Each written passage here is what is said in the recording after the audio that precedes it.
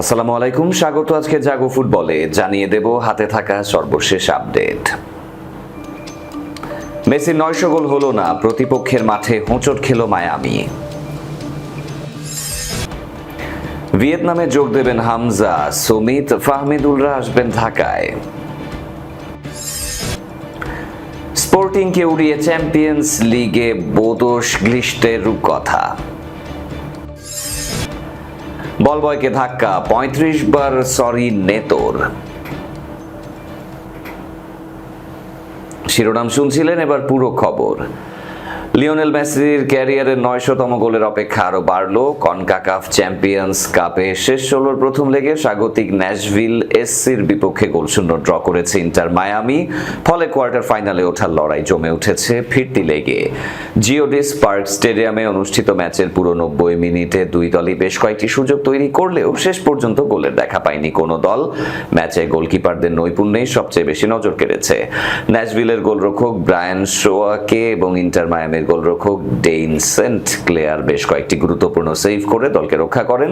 বিশেষ করে শোয়াকে একটি দারুণ সেভ করে মেসির সম্ভাব্য 900তম ক্যারিয়ার গোল ঠেকিয়ে দেন। দ্বিতীয়ার্ধের গোলের খুব কাছাকাছি গিয়েছিল দুই দলই। 56তম মিনিটে বক্সের ভেতর থেকে মেসির নেয়া শট দারুণভাবে ঠেকিয়ে দেন শোয়াকে। ফিরতি বলে ইন্টার মায়ামির ফরওয়ার্ড জার্মান বেরতেরামে শট নিলেও সেটি প্রতিপক্ষের গায়ে লেগে বাইরে চলে যায়।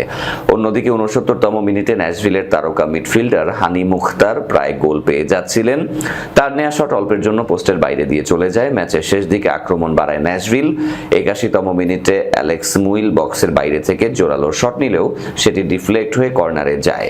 এই ড্রয়ের ফলে শেষ 8-এ ওঠার ভাগ্য নির্ধারণ হবে ফিরতি লেগে। আগামী বুধবার যুক্তরাষ্ট্রের ফ্লোরিডার চেজ স্টেডিয়ামে আবারও মুখোমুখি হবে দুই দল। এই টাইয়ের বিজয়ী কোয়ার্টার ফাইনালে খেলবে মেক্সিকোর ক্লাব আমেরিকা অথবা যুক্তরাষ্ট্রের ফিলাডেলফিয়া ইউনিয়নের বিপক্ষে। চলতি মাসের 31 তারিখ সিঙ্গাপুরের বিপক্ষে এফসি এশিয়ান কাপ বাছাইয়ের শেষ ম্যাচটি খেলবে বাংলাদেশ। তার আগে 26শে মার্চ একটি ফিফা প্রীতি ম্যাচে ভিয়েতনামে আতিথেয়তা নেবে হাভিয়ের কাবরেরার দল। দুটি ম্যাচকে সামনে রেখে জাতীয় দলের ক্যাম্প শুরু হবে 16ই মার্চ সোমবার থেকে। এই দুটি ম্যাচের জন্য প্রায় সব খেলোয়াড়কেই পাচ্ছে বাংলাদেশ। দেশের বাইরে লিগ খেলা হামজা চৌধুরী ক্যাম্পে যোগ দেবেন না। সরাসরি ভিয়েতনামে আগামী 22শে মার্চ দলের সাথে যোগ দেবেন লেস্টার সিটির মিডফিল্ডার। সর্বশেষ লেস্টার সিটির ম্যাচে শুরুর একাদশে খেলেছেন হামজা। ম্যাচে দারুণ পারফর্ম করে দলের জয়ে অবদান রেখেছেন, অর্থাৎ পুরোপুরি ফিট হামজাকেই পাচ্ছেন কাবরেরা। বাংলাদেশ জাতীয় ফুটবল দলের সর্বশেষ এএফসি ম্যাচে কার্ড জটিলতায় খেলতে পারেননি ফাহমিদুল ইসলাম। তবে ইতালির ক্লাবে খেলা এই উইঙ্গার ক্যাম্পে যোগ দিতে সোমবারই ঢাকায় আসছেন। একই দিন ঢাকায় আসবেন আরেক প্রবাসী বাংলাদেশি ফুটবলার তারিক কাজী। এশিয়ান কাপে 5 ম্যাচ খেলে ভারতের বিপক্ষে কেবল একটিতে জয় পেয়েছে বাংলাদেশ। এছাড়া 2 ম্যাচে ড্র এবং 2টিতে পরাজয়ে 5 পয়েন্ট নিয়ে টেবিলের 3-এ লাল সবুজের প্রতিনিধিরা। শেষ ম্যাচটিতে জয় দিয়ে রাঙাতে চাইছে বাংলাদেশ, যে কারণে সিঙ্গাপুর ম্যাচের আগে ভিয়েতনামে একটি প্রীতি ম্যাচের আয়োজন করেছে বাংলাদেশ ফুটবল ফেডারেশন। পূর্ণ শক্তির দল গড়তে ডাক পড়েছে কানাডিয়ান প্রিমিয়ার লিগে খেলা সমিত সোমের। 15 মার্চ ঢাকা আসছেন তিনি। তারও একদিন আগে আসবেন জায়ান আহমেদ। আজ জাতীয় দল কমিটির সভা শেষে খেলোয়াড়দের কবে আসবেন, কে কবে, সেটি জানিয়েছে মিডিয়া কমিটির চেয়ারম্যান আমিরুল ইসলাম বাবু। চ্যাম্পিয়ন্স লিগের স্বপ্নের মতো একটি মৌসুম কাটাচ্ছে নরওয়ের ক্লাব বোদো গ্লিস্ট। শেষ 16র প্রথম লেগে পর্তুগালের শক্তিশালী দল স্পোর্টিং সিপিকে 3-0 গোলে হারিয়ে কোয়ার্টার ফাইনালের পথে বড় একটি ধাপ এগিয়ে গেল তারা। নিজেদের মাঠে আসমিরা স্টেডিয়ামে ম্যাচের শুরু থেকে আক্রমণাত্মক ফুটবল খেলতে থাকে বোদো গ্লিস্ট। প্রথম দিকে স্পোর্টিং এর ফরওয়ার্ড লুইস সুয়ারেজ একটি সুযোগ পেলেও ধীরে ধীরে ম্যাচের নিয়ন্ত্রণ নিজেদের হাতে নেয় স্বাগতিকরা। 32তম মিনিটে প্রথম গোল পায় বোদো গ্লিস্ট। স্পোর্টিং ডিফেন্ডার জর্জিওস ভাগিয়েনিয়াদিস বক্সের ভেতরে সানরে ব্রুনস্টাড ফেটকে ফাউল করলে পেনাল্টি পায় নরওয়ের দলটি। স্পট কিক থেকে গোল করে দলকে এগিয়ে দেন ফেট। প্রথমার্ধ শেষ হওয়ার আগেই ব্যবধান দ্বিগুণ করেন বোদো গ্লিস্ট। দারুণ এক আক্রমণ থেকে ডান পায়ের জোরালো শটে গোল করেন ওলে দিদ্রিক ব্লমবার্গ। এতে বিরতিতে যাওয়ার সময় 2-0 ব্যবধানে এগিয়ে ছিল স্বাগতিকরা। দ্বিতীয়ার্ধে ঘুরে দাঁড়ানোর চেষ্টা করে স্পোর্টিং। কর্নার থেকে এক পর্যায়ে সুযোগ তৈরি হয়, কিন্তু শেষ মুহূর্তে বল ছুঁতে পারেননি সুয়ারেজ। ফলে গোলের আশা ভেস্তে যায় পর্তুগিজ ক্লাবটির। এরপর ম্যাচের 70 মিনিটের দিকে তৃতীয় গোল পায় বোদোগ্লিস্ট। ইয়েন্স পেটার হাউগোর দারুণ ক্রস থেকে দুই ডিফেন্ডারকে মাঝখান দিয়ে বল জালে জড়ান ক্যাসপার হগ। এই গোলেই কার্যত ম্যাচের ভাগ্য নির্ধারিত হয়ে যায়। ম্যাচের শেষ দিকে হাউগে দূরপাল্লার আরেকটি শট নিলেও সেটি অল্পের জন্য পোস্টের বাইরে চলে যায়। এই জয়ের ফলে ইউরোপের শীর্ষ প্রতিযোগিতায় টানা পঞ্চম জয় তুলে নিল বোদোগ্লিস্ট। এর আগে প্লে অফ পর্বে তারা ইতালির ক্লাব ইন্টার মিলানকে বিদায় করে শেষ 16তে জায়গা করে নিয়েছিল। এখন কোয়ার্টার ফাইনালের খুব কাছাকাছি নরওয়ের এই ক্লাবটি 1996 থেকে 97 মৌসুমে রোজেনবার্গের পর দ্বিতীয় নরওয়েজিয়ান ক্লাব হিসেবে চ্যাম্পিয়ন্স লিগের কোয়ার্টার ফাইনালে ওঠার সম্ভাবনা তৈরি হয়েছে তাদের সামনে। অন্যদিকে স্পোর্টিং সিপির কাজ এখন অনেক কঠিন। ইউরোপীয় প্রতিযোগিতায় শেষ 16 বা এর পরের ধাপে 2005 সালের পর থেকে তারা আর কোনো অ্যাওয়ে ম্যাচ জিততে পারেনি। ম্যাচে দুর্দান্ত পারফরম্যান্সের জন্য সেরা খেলোয়াড় নির্বাচিত হয়েছেন ইয়েন্স পেটার হাউগে।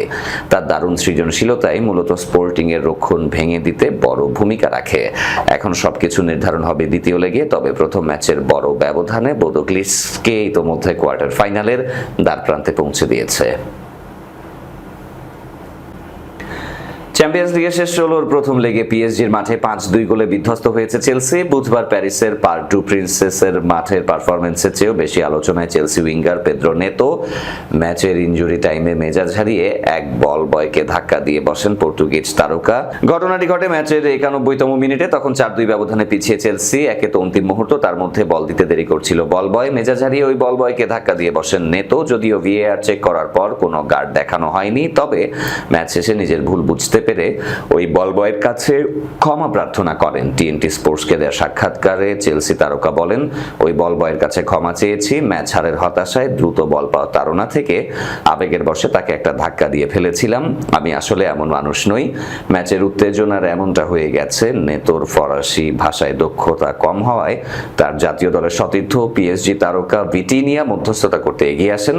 তিনি ওই বল বয়কে বুঝিয়ে বলেন, নেতো আসলে শান্ত স্বভাবের মানুষ। সেই বল বয়ের কাছে 35 বার ক্ষমা চাওয়ার কথা জানিয়ে নেতো বলেছেন, শেষ পর্যন্ত বল বয় হেসেছে। আমি তাকে আমার জার্সি দিয়েছি এবং অন্তত 35 বার সরি বলেছি। সে বিষয়টি বুঝতে পেরেছে এবং এখন খুশি। চেলসির প্রধান কোচ লিয়াম রোরেনিওরো এই ঘটনার জন্য ক্লাবের পক্ষ থেকে আনুষ্ঠানিকভাবে ক্ষমা চেয়েছেন। বল বয়কে ধাক্কা দেওয়ার ঘটনায় ইউরোপের ফুটবল নিয়ন্ত্রক সংস্থা ইউএফা নেতোর বিরুদ্ধে কোনো শাস্তিমূলক ব্যবস্থা নেয় কিনা এখন সেটাই দেখার বিষয়। চেলসি ও পিএসজির কোয়ার্টার ফাইনালে ওঠার লড়াইতে ভাগ্য নির্ধারিত হবে আগামী মঙ্গলবার স্ট্যামফোর্ড ব্রিজে ফিরতি লেগে। তার আগে শনিবার প্রিমিয়ার লিগে নিউক্যাসল ইউনাইটেডের কঠিন চ্যালেঞ্জ মোকাবিলা করতে হবে ব্লুজদের। এরই সাথে শেষ করব আজকের জাগো ফুটবল। তার আগে শিরোনামগুলো আরো একবার। মেসির 900 গোল হলো না, প্রতিপক্ষের মাঠে হোঁচট খেল মায়ামি। ভিয়েতনামে যোগ দেবেন হামজা, সুমিত, ফাহমিদুলরা আসবেন ঢাকায়। স্পোর্টিংকে উড়িয়ে চ্যাম্পিয়ন্স লিগে বোদোগ্লিস্টের রূপকথা।